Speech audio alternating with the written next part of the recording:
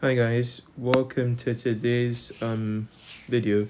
So today we're going to be solving some organic chemistry questions, specifically on reagents for specific organic families or organic compounds, chemical tests. So A1, okay, let's read the question. Organic compounds can be distinguished using chemical tests. Table 4.1 shows 4 pairs of compounds. All right. Identify a reagent that could distinguish between the compounds in each pair and give the positive result of the chemical test and identify which compound shows this result. Use a different reagent for each test. Alright, okay. So we realize that A1 is an ester because this is the ester functional group. A1 is an ester. A2 is an alcohol, precisely a secondary alcohol. So what chemical test can I use to distinguish between A1 and A2? Well, I recall that secondary alcohols can be oxidized to form ketones. So for the reagent section, I'm going to put any oxidizing agent I know of. I would like to use potassium dichromate. And the result of this test is it turns the solution. So A2 turns solution from orange to green, meaning that A2 has been oxidized. Okay, B1 and B2.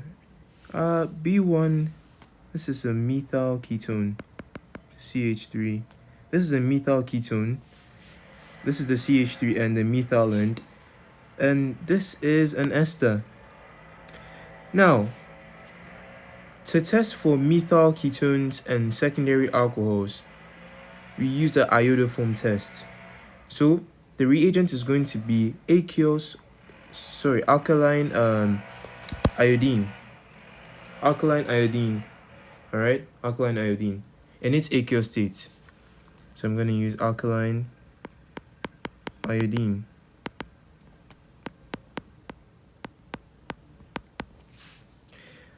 You could also use dinitrophenyl hydrazine, 2,4-dinitrophenyl hydrazine. So 2,4-dinitrophenyl DNPH hydrazine. Now for the iodoform test, that's for for B1, the iodoform test using alkaline iodine in its aqueous state is going to give either a yellow or orange PPT. So B1 produces a yellow or orange PPT. And when tested with DNPH, which is the 2,4-dinitrophenyl hydrazine, B1 produces an orange PPT. PPT stands for precipitate, by the way. It's either orange, yellow, or I think red. Yes. Okay, now C1. We realize that C1 is a cyclic compound, so let's just keep that in mind. C1 is a cyclic compound, and C2 is an alkene. C2 is an alkene. So what reagents can we use? For this, I think we all know that this is an unsaturated compound, and all unsaturated compounds can be tested with bromine water, aka aqueous bromine.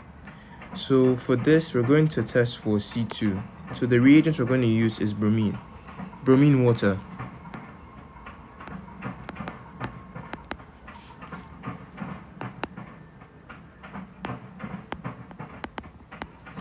Alright, so the positive test. The bromine water is going to discolorize, so it's going to turn from orange to colorless. So the bromine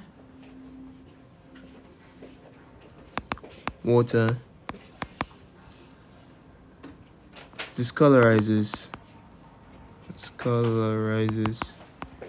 from orange to colorless. Okay. D1. Okay, we are having a 3 alcohol groups. D2, this is a carboxylic acid with another alcohol end. Okay, all right. So what can we use here? Well, we know that when acids react with alkali, or with alkalis, they form salts and water. So knowing that D2 is a carboxylic acid, we can decide to use any alkali to be its reagent that we're going to use to test for it. But even with that, I don't think that would be the best criteria to use for choosing our reagents. So we need to look for something that will make an extremely visible observation. In this case, we can use carbonates, because we know that when carbonates react with acids, they produce carbon dioxide, and that carbon dioxide is what produces effervescence. All right. So we're going to test D2 using a carbonate. I usually use sodium carbonate or sodium bicarbonate. All right. Okay. So this is going so D2. Oh, sorry. I should have added C2 here. C2 causes. D2 produces effervescence.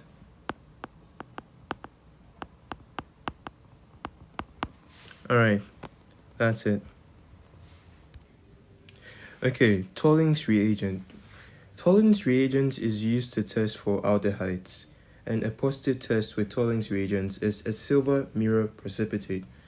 So we need to identify which of the compounds is an aldehyde. Remember, I said earlier that A is a ketone, B is an aldehyde, C is an alcohol, and D is an ester. So the compound identified for Tolling's reagent is going to be B. The observation when a reaction occurs, as I said earlier, a silver mirror precipitate is formed.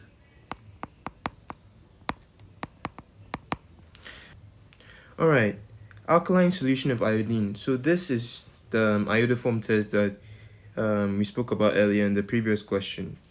So what is the iodoform test used to test for? It's used to identify compounds that either contain a methyl ketone group or a secondary alcohol, sorry. So we need to find which of the we need to select which of the compounds has either a methyl ketone group or a secondary alcohol. Okay, so we realize that C is an alcohol, but it's not a secondary alcohol, it's a primary alcohol, because the hydroxy group is bonded to a carbon, only one carbon, it's only one carbon. So C is out. So let's look at our ketone, that's A. A is a secondary ketone because you realize that the carbonyl carbon is bonded to two carbons, this carbon and that carbon. So that compound identified is going to be A. Observation when a reaction occurs. So a positive test with an alkaline solution of iodine for a methyl ketone is going to be a yellow precipitate. Yellow precipitate, aka PPT, precipitate. Okay, alright, for sodium metal. So sodium metal, metals in general, they react with alcohols like C to form alkoxides and hydrogen gas. And metals also react with acids to form a salt plus hydrogen gas again. The hydrogen gas is actually responsible for the effervescence. And just to correct myself, D is a carboxylic acid, not an ester. I'm very sorry. Remember, I'm a student just like you, or we all make mistakes, we're humans, so yeah. But I'm sorry. D is a carboxylic acid. So sodium metal will react with both C and D. It reacts with C, which is an alcohol, to form an alkoxide and hydrogen gas. And it reacts with D, which is a carboxylic acid, to form a salt and a hydrogen gas. The hydrogen gas is what's responsible for the effervescence. So effervescence is seen. Effervescence. P, Q, and R all contain 5 carbon atoms. A student carries out several tests to distinguish between P, Q, and R. Complete the table identifying any observations for the reaction of each reagent with P, Q, and R. If no reaction occurs, write no reaction. Alright, for questions like this, whenever you see sodium metal as a reagent, keep in mind that it's only going to react with carboxylic acids and alcohols, as I said earlier in the previous question. So sodium metal will react with an alcohol to form an alkoxide and hydrogen gas. It reacts with carboxylic acids to form a salt and hydrogen gas. Hydrogen gas is what's responsible for the effervescence seen. So all we need to do is to look through these compounds and find select any of them that contains a either a hydroxy group or an ester functional group. Sorry, a carboxylic acid functional group. Okay, so for P, it does have a hydroxy group, so it is going to react with the sodium metal and it's going to form hydrogen gas and an alkoxide, so you will see effervescence. For Q does not have a hydroxy group, nor does it have a carboxylic acid functional group, so there's going to be no reaction. R does not have a hydroxy group, nor does it have a carboxylic functional group, so no reaction.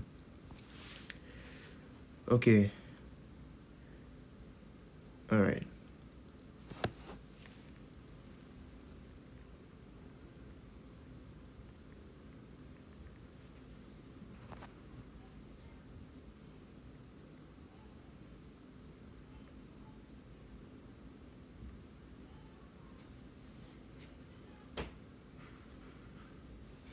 Okay, so DNPH, 2,4-dinitrophenylhydrogen, is used to test for aldehydes and ketones. It's used to test for the presence of carbonyl groups in aldehydes and ketones. Realize that in P, it does not have any carbonyl group. However, in Q, there is a carbonyl group, so it's going to lead to a positive reaction with the 2,4-DNPH, so an orange PPT will be seen. Likewise, for R, there is a carbonyl group within this part, the CHO group, so it's going to have an orange PPT as well. Acidified aqueous dichromate is an oxidizing reagent. Remember, oxidation is the gain of oxygen and the loss of hydrogen. So the reason why there is no reaction with P is because there is no other hydrogen that can be lost. Okay, but if you go to Q, you realize that there's no other hydrogen to be lost either. There's no free hydrogens available. But when you come to R, you realize that the hydrogens available that can be lost, these ones. So there's going to be a reaction there. And a positive reaction would be a color change from orange to green. So turns from orange to green. No reaction. Yes, so thank you for watching. Bear in mind that this is my first ever video on this channel. Hopefully the first of many. Please forgive me if I do not explain well or I do not speak clearly. Yeah, as I said, well, I don't think I said this earlier. I am a student, year 12, heading towards year 13. I'm a year 13 student now. And yeah, I'm as much of a human as you are. I will make mistakes, so please forgive me if I do. But yeah, we're all in this together. I just hope that me being a student and teaching is going to make you guys relate to me, so we can all like help each other. So if you have any questions, please leave them in the comment section, and I'll do my possible best to respond to them. Thank you. Bye.